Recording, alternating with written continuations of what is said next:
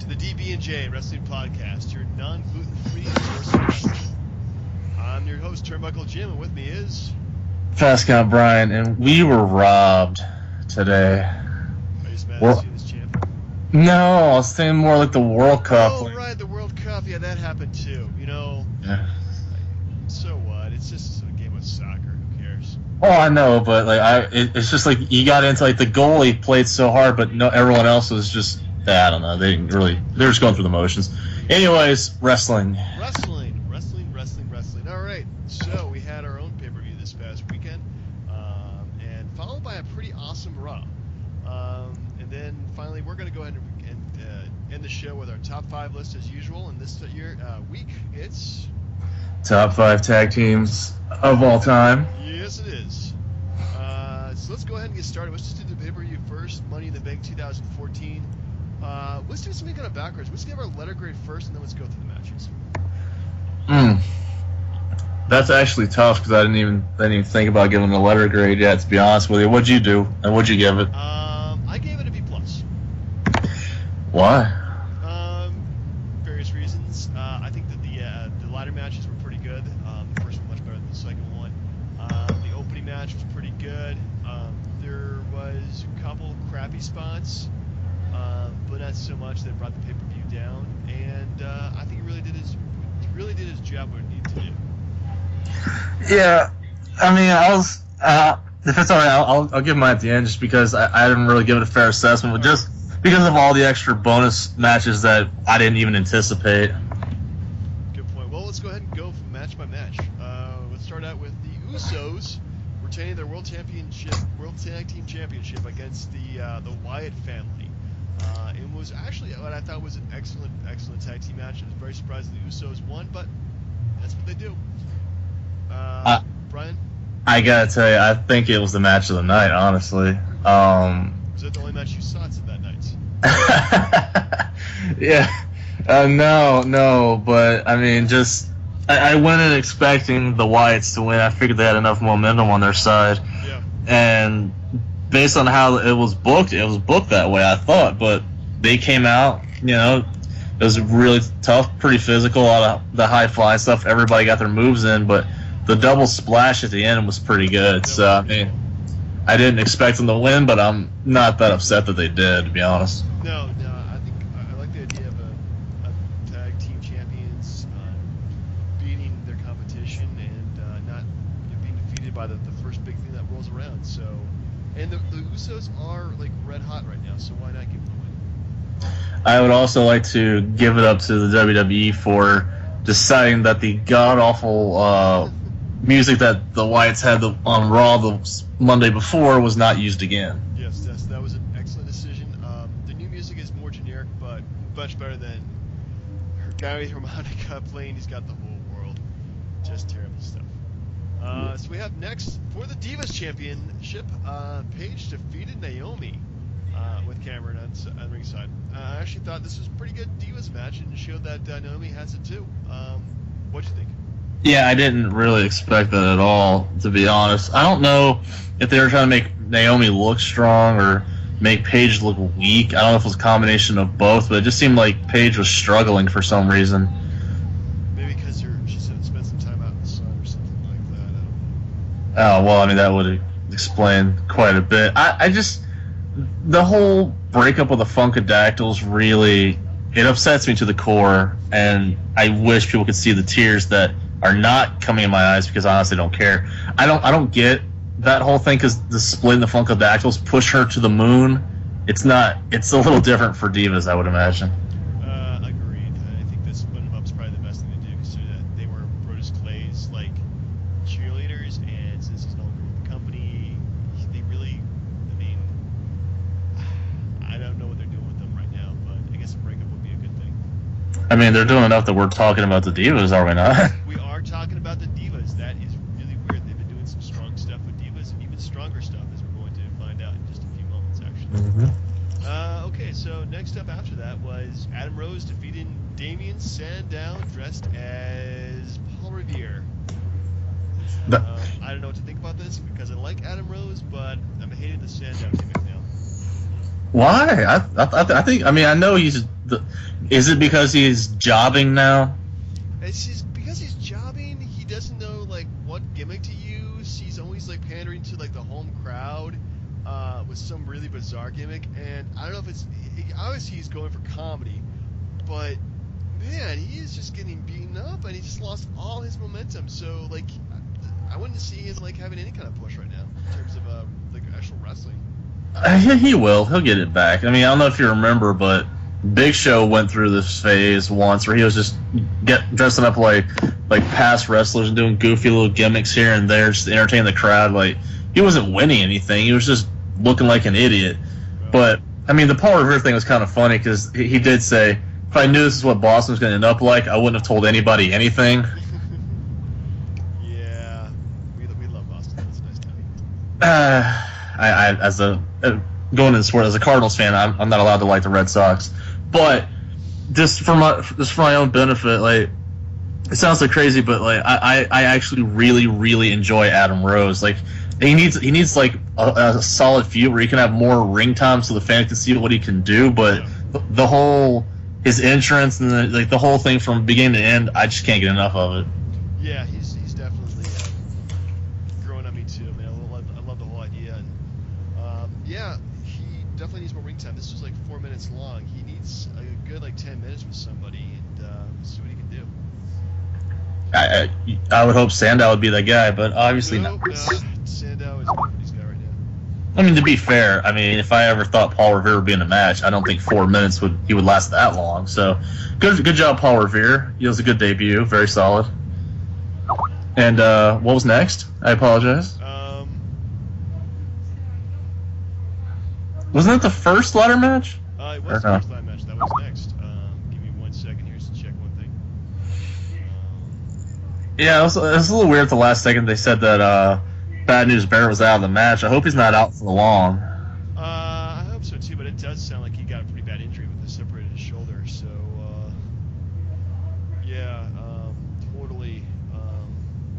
Yeah, totally. You know, I don't think the match like missed anything about having him in there, but yeah, then again, he was getting some serious momentum, and now he's just like, where's he going now? I wonder if they're gonna make a big deal about him stripping the Intercontinental title away from him, or they're just gonna forget about it altogether. Be like, hey, what happened to the Intercontinental title? Yeah. Well, we'll get to that in just a moment. But anyway, back to the match, which I thought was one of the best Money in the Bank matches they've done. Really? I don't really know, because I mean, I had honest hopes that it was going to be somebody other than Seth Rollins, because when it's built to be something that's like super obvious, you kind of like, oh well, I kind of saw that coming, so I mean, you prepare yourself for that. As far as the match goes, I mean, it had a lot of good spots. I mean, everybody had their chance. I just think the whole using Kane. I mean, I understand that they had the plan B for the Authority, but I thought it would have made Seth Rollins look a lot better if he had done it on his own. Yeah, it would have definitely given a bigger push that way. So the ending was, I thought the ending was kind of crappy, and that's the only thing I had against it, which was kind of sad because the whole thing was just great. Everybody did a fantastic job. Everybody had tons of good spots. So, especially Dean Ambrose. Oh yeah, Dean Ambrose. Yeah, Ambrose I think is going to get a huge push. Well, just him dispute with Rollins is definitely making this establishing these two guys as being the top tier. So, anyway, next up was Goldust and Stardust defeating Ryback in a tag team match. Less said about this, the better, but I'm getting kind of tired of the whole shtick already. What, Stardust? You mean like, yeah, pretty much Stardust? Because I mean, to be honest, I when I saw the Money in the Bank contract match, I was like, that's a match Cody Rhodes should be in, and he's instead copying his brother, putting on a cheesy gimmick. And what do these tag wins really mean? They're not going to be the champions again. I just don't get the whole point. Yeah, I don't get it either. I think they're just trying to milk it out for as long as they can before it just finally collapses. And they become bitter enemies and fight each other to the death. I swear, with Cody Rhodes' face, Stardust's face, I swear he looks like a freaking Power Ranger, doesn't he? See, I was like a Power Ranger, or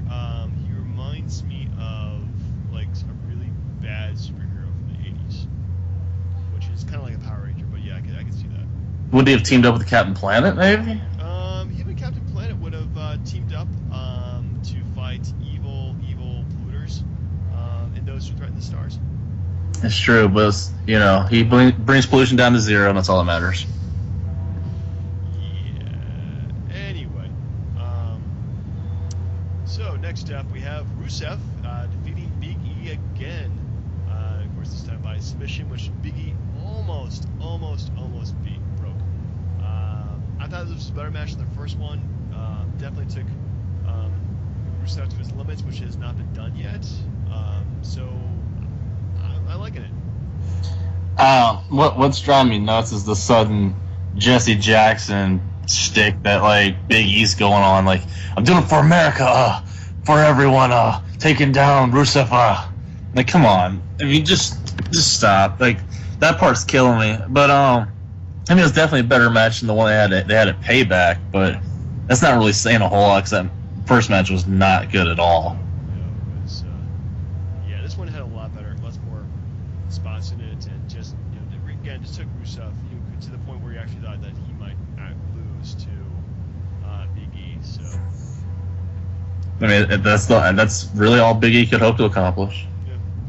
Yeah. So next up, we have Layla versus Summer Rae. I took a bathroom break until I missed it. Did you see it?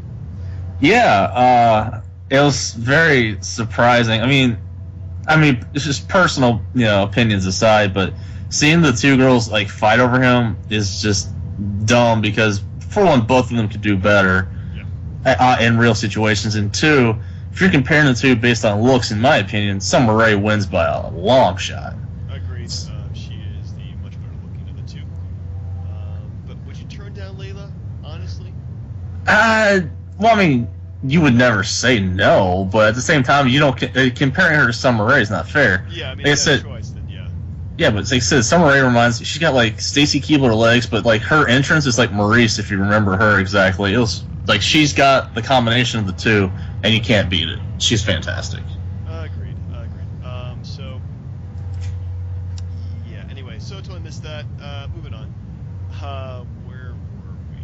Oh yeah. So we had the main event with John Cena picking up the belts and winning the match, defeating Kane, Randy Orton, who got really cut open. Roman Reigns, Alberto Del Rio, Sheamus, Bray Wyatt, and Cesaro. So I know that you totally do not like John Cena, but what do you think of him as champion again? I don't want to think of him as champion again, and it's not because of it's not his fault at this point. At least I hope it's not. It's just bad management decisions. Got it. Daniel Bryan's out, but at the same time, is Cena really the guy that fans are going to care about challenging the establishment? His own hometown booed him. The guy like on Raw, it was like a mixture of like boos. They don't care that he's not liked. They just give him the belt because it's the easy choice. But is it? Would it have hurt them to give Roman Reigns a short title run, even if he lost to Lesnar or Seth Rollins cashed in? Well, to that point, I think that giving Roman Reigns the belts at this point really won't work because he hasn't really established himself as a singles wrestler. And I think that just having the main event picture, just teasing that, like, gives him a better shot of winning the belt later on and being a credible champion. I see that. I just don't think putting it on Cena for the 15th time, which they made sure to hype the heck out of that. And let's be honest, even if he gets over Ric Flair, he's still not a better world champion because the way Flair had to get it back in those days, Cena wouldn't have touched the gold, in my opinion. So, I mean, even if he's a 17, 18, 19, 20-time champ, Ric Flair's 16. It's like Roger Maris's home run record. It should always be 61 because of what Bonds, Sosa, and McGuire did to get their records. So, I mean, to me, as far as the match goes, it's just like his win came out of nowhere. But if you look at everybody else, Orton took the most abuse by far. Bray Wyatt was pretty much non-existent, I think. He had like a couple spots here and there, but he was pretty much out of it. Like, most of the guys, like Del Rio was just a punching bag. He had the crap beat out of him by everybody. And I mean, they could have done a lot more with the match. I understand what they're trying to do, but I just don't think Cena's the right answer again. I just don't see it. Yeah, I just kind of looked at it and kind of thought it would be the easiest person to go to at this point, and that would be Cena, unfortunately, because Cena, he's been the face of the company for so long that giving the belt to any of those guys really wouldn't have made any sense. Bray and Roman Reigns are definitely due a championship run, as well as Cesaro is. But this thing is just too early for them, and right now having Daniel Bryan out, they really need to have a #1 guy to take the spot in the company. And that guy is, unfortunately for the diehard fans, it's John Cena, as he's the only one I think out of all of them who's the best draw. I get that they want somebody to challenge the Authority, but then to me, I could care less about the Authority. I don't even think they're necessary. I'm actually tired of seeing Stephanie and Triple H every week, or Kane, all the time. Like, do they need those guys to be a heel presence? Can't they not develop other people to get in those roles? Like, the Authority just isn't necessary. So to have somebody like Cena get the belt as a fill-in, or I mean, who knows if it's a fill-in because of how long Bryan may be out, but I just don't get it. They could have gone in a lot of other different directions, except for Randy Orton, which thank goodness they did not go there. Yeah, well, anyway, so I'm still sticking with my B+. What would you give the pay-per-view?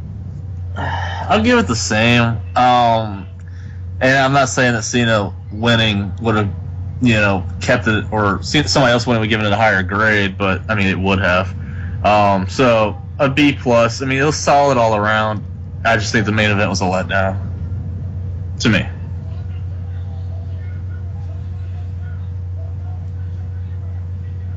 Anyway, so moving on, we have Monday Night Raw the next night, and man, this was they had a few low points in the show, but man, they had a lot of high points too.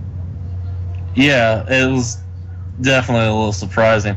You don't expect or early July or late June returns like that. So no, you don't. And there was at least a couple of them. So I had like 3 holy crap moments during, and they really loaded them out in the show too. It wasn't just one cool moment. It was actually several of them in this show.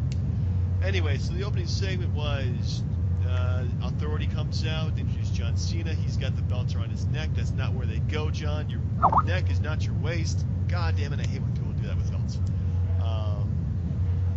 Anyway, so they unveiled the latest WWE 2K15, and because it's 15 title runs or whatever, John Cena is the face of the cover of the game. What'd you think of the segment there, Brian? I joked about this with a friend of mine, but I was thinking, they just unearthed all those copies of E.T. that Atari had thrown away for so long. I wonder if they check the same place twice, and if they don't, I would stash all those 2K15 copies in the same spot. Put some dirt on it, call it a day. Well, all right. So moving on, we have Mr. Money in the Bank now. Seth Rollins versus defeated Rob Van Dam, and pretty damn good match. They really mix up really well, and the part at the end too with Dean Ambrose saying that whenever Seth Rollins is going to try to cash in his Money in the Bank, Dean Ambrose is going to ambush him. What'd you think about that? Yeah, that was fantastic. Rollins needed a solid win, and RVD's the guy for that, because he can always put on a good match. I just think, like I said, with the way that he was booked, he looked kind of weak in the Money in the Bank despite all the cool spots that they had. So the fact that he had a good win, and then the whole thing of Dean Ambrose shows that it's far from over, despite how banged up he is as well.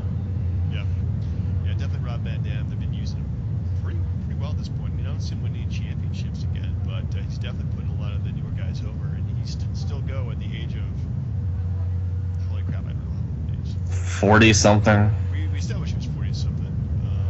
Wow, with a quick click. I mean, it's better. I'm not trying to compare him to Shawn Michaels, but I mean, Michaels had that 6, 7, 8 year stretch where, I mean, he didn't need the belt. He just went out and wrestled, and fans paid to see him. So, he's 43 years old. Yeah, I don't have any issues with RV just being there and wrestling. I'm cool with that. Definitely not. So next up, Yeah, so next we have Lana and Jack and Rusev coming down to the ring. Typical Be Right America, Be Right America, Be Right America. Out comes the real American Jack Swagger with Zeb Coulter. And one hell of a face turn. Pretty, no, I'm sorry, go ahead. I was going to say, I've never seen a crowd more hot for somebody immediately than this. Well, they needed somebody. I mean, I hope that it's not just another guy that jobs. I hope they give Swagger a bit of a sustained run against Rusev. I'm not talking like, Slaughter and Iron Sheik, but, something along those lines. And I mean, the people have been chanting "We the People" for so long now that made it like, hey, this guy could get over as a face if we try. Bad haircut and all. Yeah, I thought it was kind of interesting. The fact that it was just Zeb Coulter talking too just made it even more better. I don't know, but yeah, I thought it was just a very strong segment, and the fans really evened it up. Well, I mean, considering like his whole shtick from the beginning was getting out the illegals and people who don't belong in America, I mean, Rusev's the target, wouldn't you think? Well, I think he's here legally in a work visa, but yeah, I did like the whole Lana is her real name thing. I thought was pretty cool. Yeah. Anyway, next up we have the Wyatt family versus defeating Sheamus and the Usos in the six-man tag team match. Usual standard good fare from all of them. No complaints, but really nothing that stood out in this match. Well, other than the fact that it's your standard, hey, you lost at the pay-per-view, but here's the win the next night, so you save some face. I mean, that's just what came out of it for me. Yeah, I think that's pretty much what they're trying to go for. It's just we got to keep these guys momentum to some degree. So let them win the small matches, but they can't win the big ones.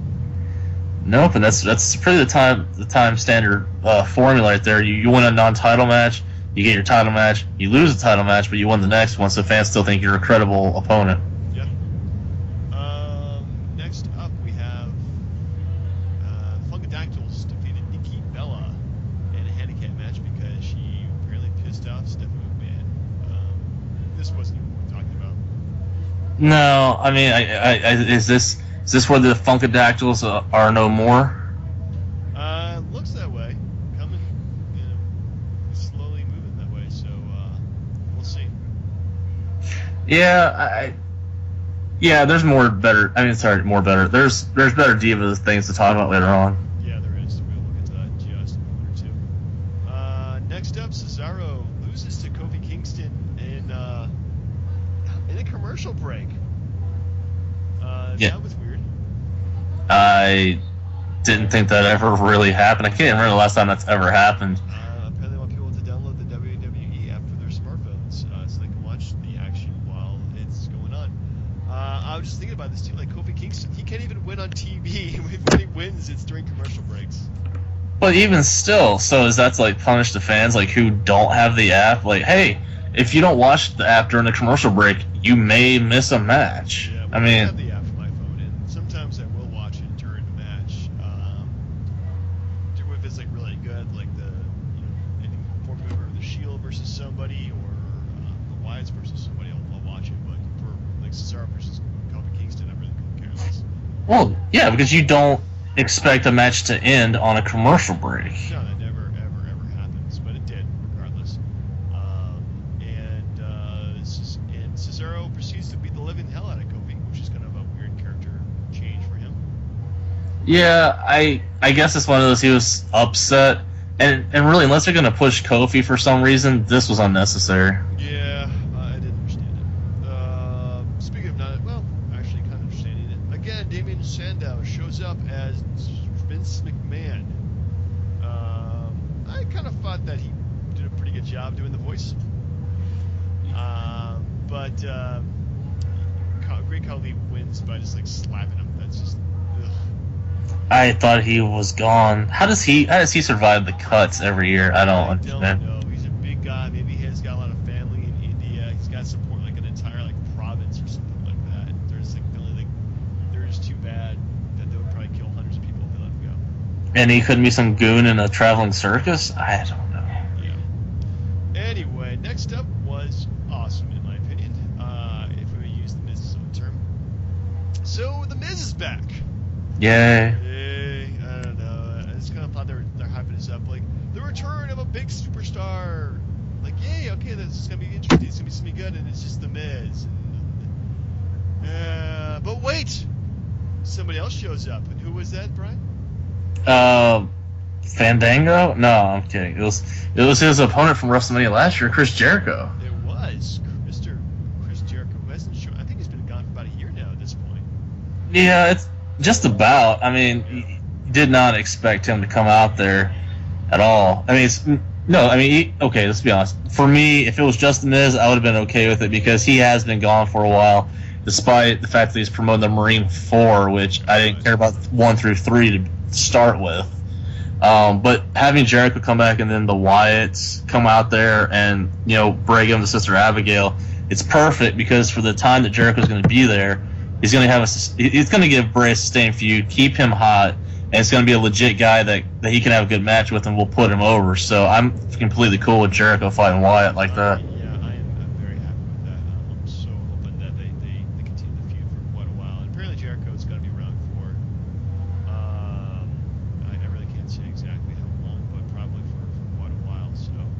Well, I read where it said he's going to be there at least through September, like Night of Champions or something like that. Yeah, that's what I heard. It's going to be through September, so definitely looking forward to that. Yeah, and it's good that he's at that point where he can come back and do these little short stints, and it doesn't hurt him at all. No, otherwise he doesn't get hurt in the process. But it's good. It's fun to see him, Definitely, and again, just for the fans, it is nice to have the Miz back. He is awesome. That's your opinion. Anyway, I know. I'm sorry. next up we have your boy Fandango losing to Dolph Ziggler after Summer Rae comes down and totally makes out with Fandango for that Dolph Ziggler. Man, that was just weird. What'd you think of the match? I don't really think anything about it at all. I don't understand. I mean, I guess they need these little off feuds so people aren't just stuck with the whole authority angle. But I mean, think about Dolph Ziggler for a second. Like he went from Vicky Guerrero to AJ Lee to Summer Rae. I think he's improving. I think so, and I don't really know if he can improve from that based off the current roster. If it was to go that way.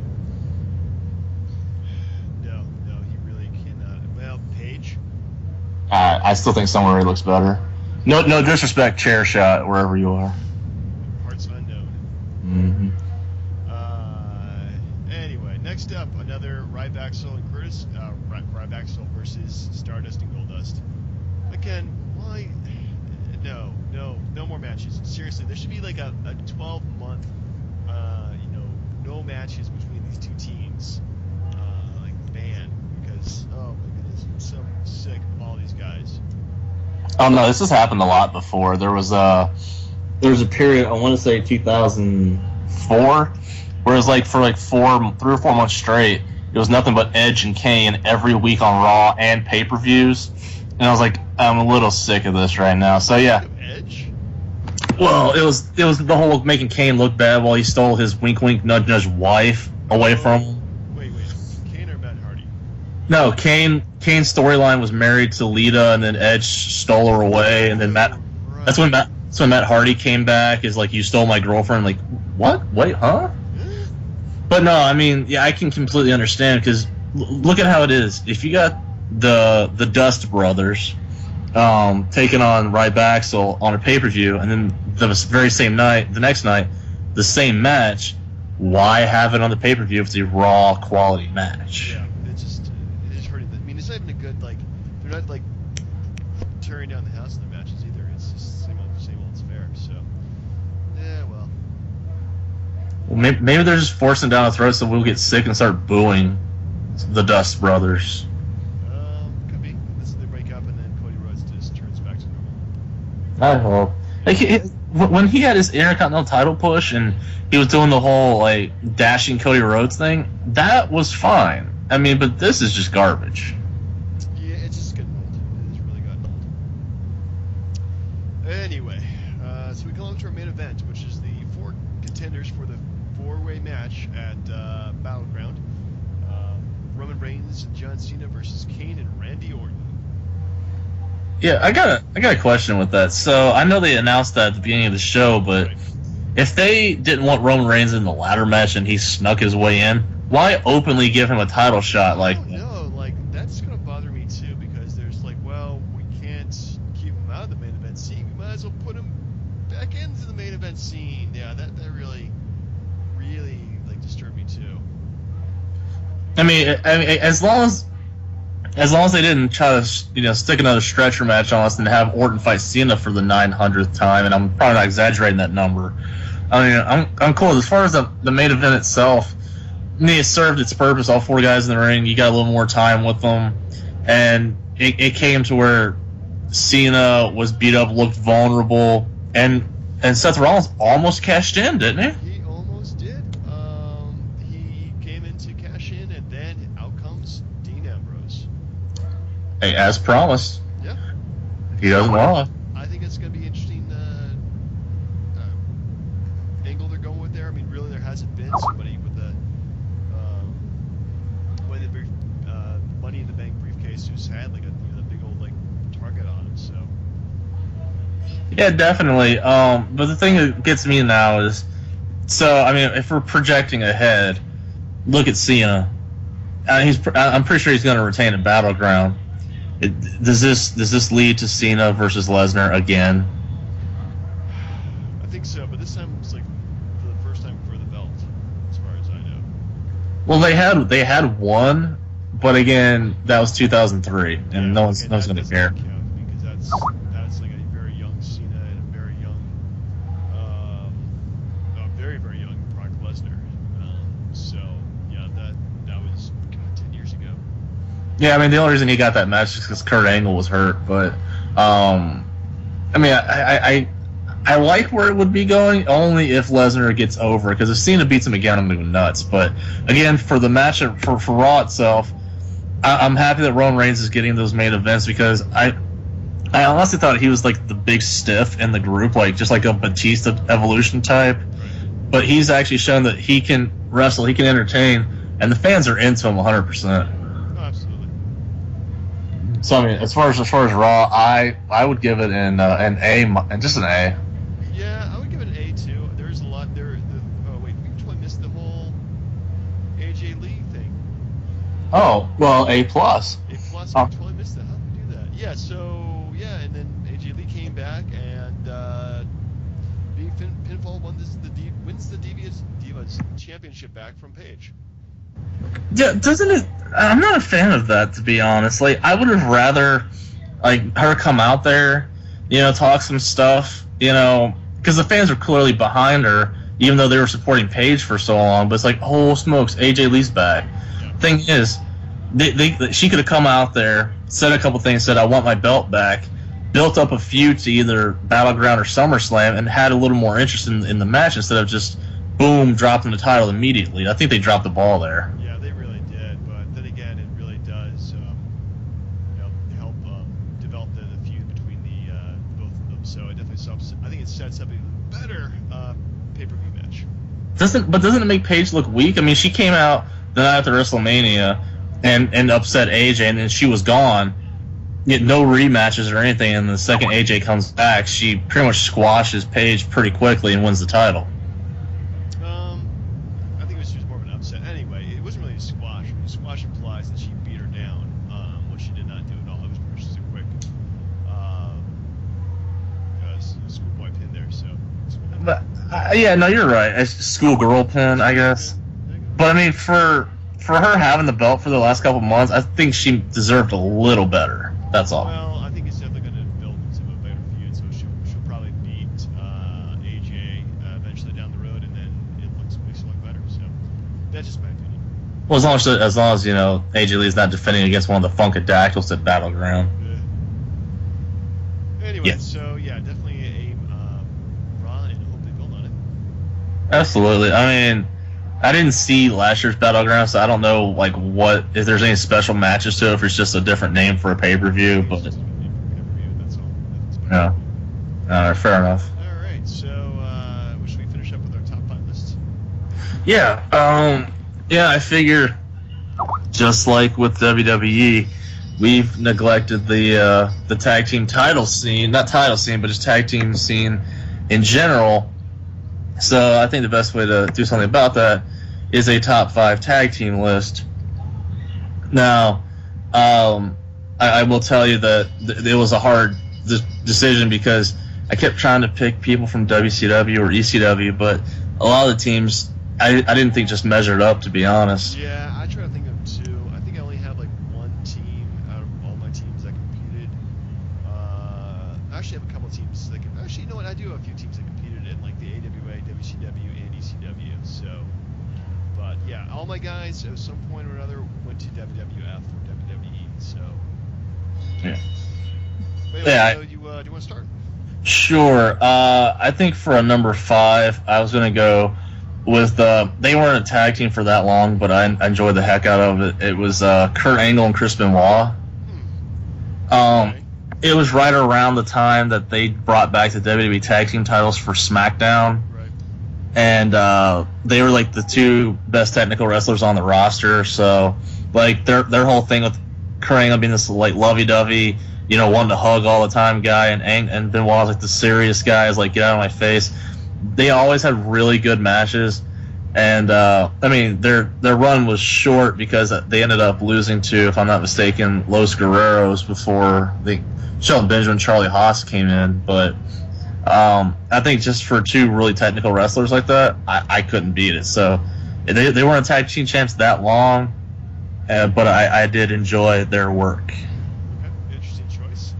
And so what was your number 5, good Well, sir? my rules I had for the tag teams, the only rule I really had was that it can't be 2 individuals who formed a tag team. It actually had to be like a team that competed under a team name and at least kind of had a similar gimmick and shared gimmick. Oh. So that's pretty much my only hardcore rule that I had. But I always save my number 5 too for something new and recent, and I'm gonna give that to the Usos. Oh? Because even though that they are a relatively new tag team, they have definitely worked their butts off. They've definitely not been given like their spot. They've earned it. And I think if they didn't win this past weekend, I probably would not have included them on this list. But showing that they won definitely gives a lot of longevity to them. So they're definitely a team which I see being around for a little while. And their movesets plus their ability to entertain has been great. So go Usos. No arguments there. I mean, it is a little surprising. I don't think they've had the competition that, say, like teams of the past had. But I mean, you can't really fault them for that. No, but I think they definitely had the most stiff competition this past weekend. So Yeah, no arguments there. I guess. Well, I mean, technically, this next one's got a name for it. So it's Jericho, which of course is Jericho and Big Show, because I mean, at the time, Jericho and Edge were supposed to be tag champs for a while, but Edge got hurt, as they mostly always did.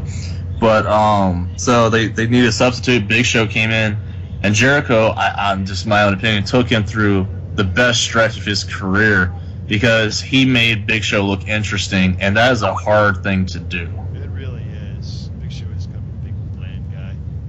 Yeah, so I mean, like they had like good matches with Legacy, and I know I can't name all the other tags on the top of my head, but I mean, at that time, like Jericho and Big Show were fantastic, and they served the purpose that they were going to do. And again, I didn't have a time where watching them, even though they fought DX every week on Raw, it still was fun for the time being. Yep.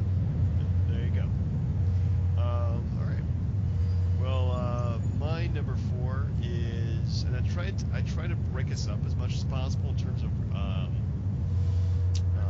time frame and era. But man, the late '80s, early '90s had tons of good tag teams. So I may have overloaded with that. That's completely fine. I mean, it's an all-time thing that It is all-time. per 90s. So my number 4 was the Hart Foundation. Which the original one, of course, right? Of course, the original. Yeah, not the byproducts at all. Definitely Bret Hart and Jim the Anvil Neidhart. I think they worked well as a tag team. They had good chemistry, different styles. Bret was the tactician, while the Anvil, of course, was the guy who did the power moves, but they had a great look, great move sets, and usually good matches too. So as heels and faces, and I think that pretty much the point of the tag team was to make Bret Hart a known name, and mission accomplished. Now, I'm assuming this. Did you like them more or less when they had Jimmy Hart? Good question. I think I liked them more when they're faces than when they were heels. I guess for whatever reason in my mind, like somebody's always going to be like a face or heel, no matter if they are playing as a face or heel, and they've always been faces, in my opinion. Yeah, I mean they had those times I think when they're fighting the Bulldogs, where Dynamite and the Bulldog were over big time. Oh, yeah. But I mean even their matches with the Rockers, they were still the faces, even though both teams were over at the time. Yeah. So yeah, no issue there. I like that one. I went with the same thing. Actually, the exact same thing. So I went with the Hart Foundation myself. Really? Okay, interesting. Well, it just for the fact that, I mean, at that time you had so many other teams. I mean, you had like Arn Anderson, Tully Blanchard. I mean, they were there as the Brain Busters, but you had like the Killer Bees. You had, how was it? Yeah, I don't even know if you consider Savage and Hogan a tag team because they never really competed for the tag belts.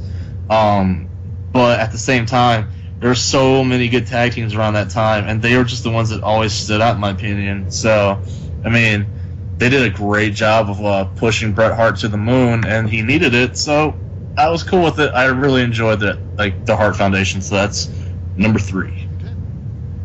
Well, my number 3 is also from the same era as well. These guys were always excited as a tag team, whether they won or lost. They never won the belt, unfortunately, but then again, it was a very crowded scene at the time.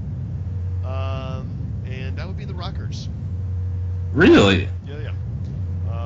The Rockers have always been one of my favorite tag teams because they had such great move sets. Between the double elbows, the double kicks, they're always doing high flying moves at a point where a lot of people were not using them. And they did have a few big wins here and there, but they mostly jobbed out. But I mean, the whole point of the team, I guess, well, they eventually found the star in Shawn Michaels and decided to push him to the moon. And job well done. Yeah. The only bad thing I felt about them was that they had that one day where they actually won the tag belts, so because of the whole botched rope thing, that it was never actually made to air, so they just kept the belts on Bret and Neidhart. Yeah, that did kind of bug me that the Rockers were scheduled, were going to win the tag team championships, and they just never did. Again, it was a very crowded time, and belts rarely changed hands. At least to say that somebody was champion, unlike the early 2000s where things were changed on a weekly basis. So yeah, that does really kind of bug me too. Plus, they had a lot of feuds with a lot of the big guys. Like you saw, I mean, they had a WrestleMania match with Haku and Barbarian. They had another one with Boss Man and Akeem the African Dream. Yeah. So I mean, they took on all comers, and they definitely did not lack in heart. Yeah, no issues there. I really like that one. Let's see. So number 2, I went with another one in that era, and it's a little weird how I put him over the Hart Foundation, but I went with Demolition. Yeah. And by that I just mean the Axe and Smash combination. I didn't care for Crush's first failed gimmick. I'm sorry. I'm not trying to be a pun here, but I crush every time I talk about them. But to be fair, I like their gimmick. I kind of thought they were like a spin-off of the Road Warriors in the aspect, like a WWF version of them. Right. But and again, their outfits were a little weird even for the time. But even so, like the whole face paint coming out there, like I dug their entrance music. Like they just beat the living crap out of other people and each other because they were the number 1 and 2 entrant in the '89 Rumble. So 90 Rumble. No, 90. I apologize. It was DiBiase came out number 1 because he was number 30 the year before. Right. Again, I apologize. I know too much. Point is, I enjoyed them. The fact that they beat Andre the Giant and Haku at WrestleMania 6, and it was like kind of Andre's farewell match was like pretty big to me at the time, because even as a kid I didn't see Andre losing no matter who he was fighting. So I thoroughly liked Demolition. It was a shame once like Crush came in, and then I think Smash had the heart problem, so they ended up becoming the other two guys. They ended up like jobbing to those Japanese wrestlers at WrestleMania 7, and then just faded to obscurity. Pretty much once LOD came in, Demolition was non-existent. Pretty much, because the Demolition was the answer to where the Road Warriors, and Vince couldn't get the Road Warriors, so he's made his own. So once he had them in the Legion of Doom, then yeah, Demolition was gone. Yes, I mean, for that time. Now, I'm not saying that they're better than the Hart Foundation. I'm saying I enjoyed a lot of their matches. So my number 2 was Demolition. Okay. Well, my number 2 was very similar to that. I actually picked the Legion of Doom / the Road Warriors. Oh. Because they've been around. They were around for quite a while, probably past their prime, as we've discussed this past weekend. But they had tons of championships, looked phenomenal.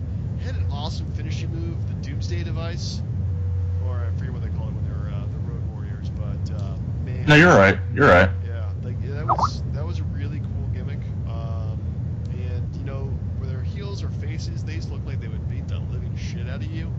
And they could probably do that. I mean, they were legitimate like freaking badasses. I mean, granted, they couldn't walk around like Civil Society with those haircuts, but Yeah, no. I have to check again, because I kind of get confused whether like the LOD and the Steiner brothers had the same move, or if it was like a different move for the finisher. Steiners, I think, did they have a bulldog? That's what I kept thinking it was a bulldog, or it wasn't. I wasn't sure. Yeah. It was a bulldog. They had the top rope bulldog, the other person from the other guy's shoulders. Yeah. Well, there we go. I like that pick. It's very good. And now, we're up to number 1. Number 1. And you know, you're gonna hate me for this, maybe not, but it's just one person for me, and it's Edge. Surprise, surprise! I know. Good lord. And I know, but look at it this way: he was like, I think, at least a 12 or 13 time tag team champion, which for the WWE is like the most, because I mean, even though the Dudleys had the most all time, you know, they bounced around from place to place. I mean, look at the partners he had. He had the amazing Edge and Christian, of course. Right. He was tag champs with Randy Orton, and he made Orton look interesting, and that takes a lot of work. Yeah, and then he was tag champs with Mysterio, Chris Benoit for a time. I remember that. Like, he was a tag champ with Jericho for that short bit, and he was even a tag champ with Hulk Hogan. Yeah, I don't know how that worked out. Yeah, so the thing is, like, he was tag champs with so many guys over so many different periods that, like, you know, his partners changed, but he was the constant there. So as much as he was a successful singles wrestler, he was also a really good tag team wrestler, and he made all those tag teams work, in my opinion. Not that those guys couldn't go; they obviously could, but I think Edge was that constant because he could make those tag teams work. All right, well, interesting pick. Well, what is your number 1, good sir? Well, my number 1 is also one of his contemporary teams. I kind of went with what team I thought it was most dominant, put on the best matches, and this is probably a bad pick too, because you know, I've seen a lot of their matches, probably more than anybody else in this list, and that would be the Dudley Boys. Whoa. Yeah, well, I mean, straight out of ECW, these guys dominated the tag team division there. Moving to WWF at the time, you kind of think that, hey, they would just kind of, like, you know, be jobber tag teams, not do a good job. But no, throw them in there with Edge and Christian and the Hardys, and those guys were phenomenal together and put on some excellent matches. And then they go to TNA and also dominate there, too. So, I mean, this Team 3D, not as the Dudleys, because of the Vince McMahon's name. But anyway, yeah, I mean, those guys, like, they kind of had, they were entertaining, they're heels, they were faces, they were putting women through tables, they're putting everybody through tables. It was great stuff throughout the entire time, and I really think the Dudleys, for just their longevity and also the fact that they've been able to work with different companies has been phenomenal. Yeah, my only thing was they did have that long string of success, but like in those big matches, I personally wouldn't have minded if they won, but all those like TLC matches and WrestleMania tag matches, Edge and Christian won every single time. Yeah, well, it was a pretty hard choice because it was up to really those guys, Hardys or Edge and Christian. So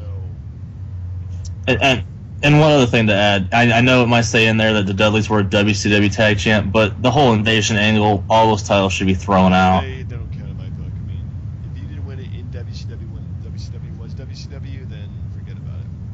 Yeah, but I mean, I like the choice because they've been good for so long in so many places. They have just about every tag team championship that was ever made from the point they started. So definitely no problems with that whatsoever. Yeah, Good. plus their gimmick was just was great too. I mean, it was like from slap shots, you know, that they come from Dudleyville where everybody has the same dad. Yeah. And everybody's wearing the glasses, and so I mean, for a gimmick that should not have worked. Well, I mean, it would only work in ECW when they brought it to WWF. It was just the sky's the limit for them. And one of the things that helps that, but it kind of speaks against them, is the fact that they weren't even though they had the TNA stuff where Bully Ray was the heavyweight champion for a while. Even though when they were in WWE, they kind of failed on their own as singles competitors. Yeah. And whereas like Edge and Christian broke off, or like Matt and Jeff had their success, but the Dudleys just were always a good tag team, but I don't think they ever really made it over by themselves. No, I think that they didn't really have any success at all as singles competitors, probably, yeah, for the very reason you described. I just one of those things where you see them so much as a tag team rather than individuals that breaking them up would never do anything for them. No, I mean, except for Reverend Devon brought Batista. Wait, never mind. Never. Never mind. That was actually Paul Heyman's idea for that angle. Really? But oh yeah, so the genius is not always perfect. No, but that's a really good list right there. And I'm surprised you weren't harder on me about the Edge pick. It's you, man. I've gotten used to it, so no worries there. At least I didn't trash Cena. I mean, hey, what about that? He was a tag champ with Shawn Michaels. He was a tag team champion with Shawn Michaels for all of the week.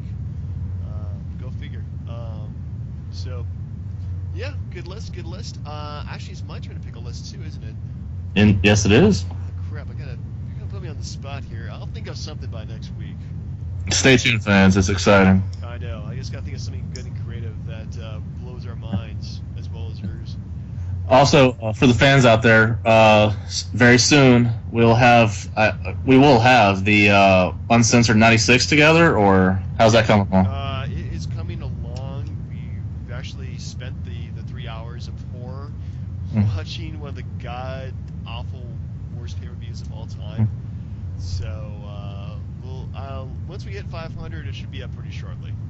And just an idea to throw out there, and this is for the fans who want to go to the YouTube page and comment on the specific matches. Instead of doing like an exact pay-per-view, we could get like a couple matches together from like really bad matches and just go on those. Like Hogan and Warrior from Halloween Havoc '98, for example. Oh god, they're so bad. It is, but if the I don't hate fans, myself enough to watch that again. I think if the fans voted it, I would be okay with it. Yeah, if the fans did vote for that, then we would definitely.